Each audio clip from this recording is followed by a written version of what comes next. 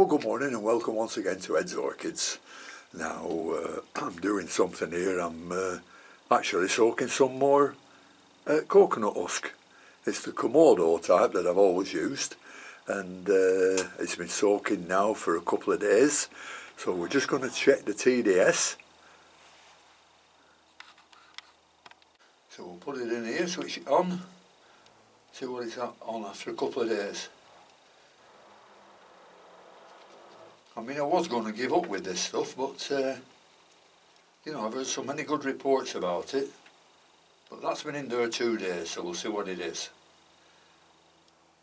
And would you believe it's 799 parts per million. So I'll be taking that out of there and giving it another soak. But I'm going to get it down to less than 5. I've got one Phragmipedium that's just finished flowering, and this hasn't been repotted for ages. It's a Robert Yanqueni. It's not doing as well as it should do really, so we'll take this out of its pot and I might put it into a smaller pot, I think, if I can find one. And we'll just take this out.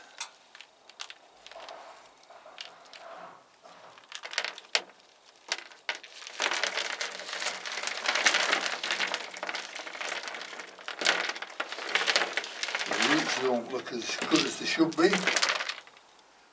Quite a few soft ones. Some good ones, but 1 or 2 soft ones. So I'll clean this up, and yeah, it's not sticking to the wood at all, the roots. So it's time it went in some fresh compost, this one. But I'll just clean it all up, and then we'll see what we can do with it. Well, I've cleaned it all up. There was a few dead roots on it, but there's some good red roots there. And this Robert Yanqueni is a cross between Cavacii and Bessi, and then cross back to Bessi, and you can tell it's taking up some Bessi traits. You can see the growths, all different levels, and that's the Bessi. It's like a climbing plant. I'll just turn it round, have a look. There, you can see it better there. And there's a new growth coming up somewhere, I've just seen. If I can find it. Yeah, there. New little growth coming up there. And I found a little 1 litre pot, so it'll fit in there very nicely. So I'll pot it up in there and see what happens with some new bark. Well, I've got some new bark here, and I've put in the last of the growth stones that I've got. So I'll have to do a bit of recycling on them, and this plant and the smaller pot. So just put it in there and it'll be right, but I'll put some in the bottom to start with, just a few. Make sure all the roots go in nicely.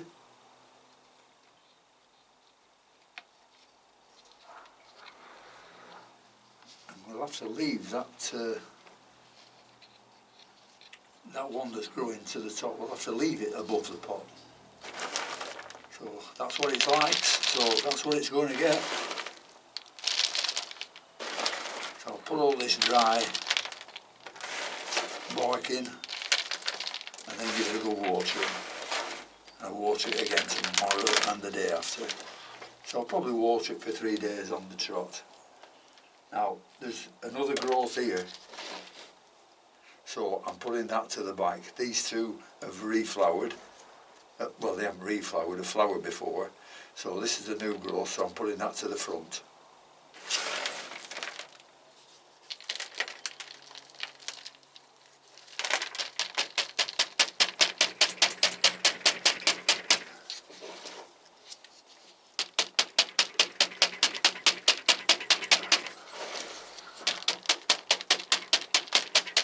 Just filling all the gaps up inside.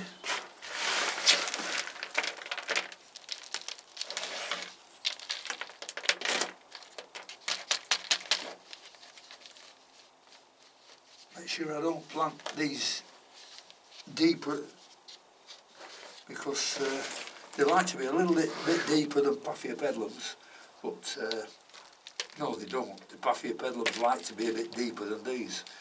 So if these are just above the surface, that's fine. Right, that's about right. Nice and solid inside. I'll not try and lift it up because it's 10 to 1 I'll pull it out.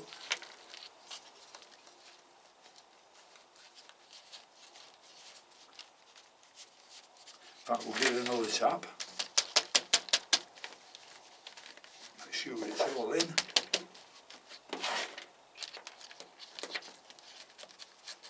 That's it, there's the label. We'll water that, and that's another one done for at least 12 months. You can see the new growth there at the front. But I'm just hoping this will do better than it has done this last, although it's flowered with, I think it had 3 flowers on, all at different intervals. It's not done bad, but it hasn't put as much growth on as it generally does. So that's the Robert Yanquini. Now, quite a few growers have been asking me, what are the little white rocks you put into the mix? Well, actually they're not rocks, they're growth stones. And growth stones were, well, I think they were made from recycled glass bottles and calcium carbonate, manufactured in the USA. Absolutely wonderful stuff for putting in your mix and for any hydroponics and things like that. But unfortunately, suddenly, the manufacturer of these closed down and it was no longer available. So these are the last few I've got, and it's a shame because they went down very well. Another thing we can't get in this country, which we should be able to do, is large perlite, about 10 millimetres. You can't get it at all. The only stuff we can get is that very, very small stuff. You know, you buy it, it says it's between 3 and 8 millimetres. And if you can find any at 8 millimetres, you're lucky.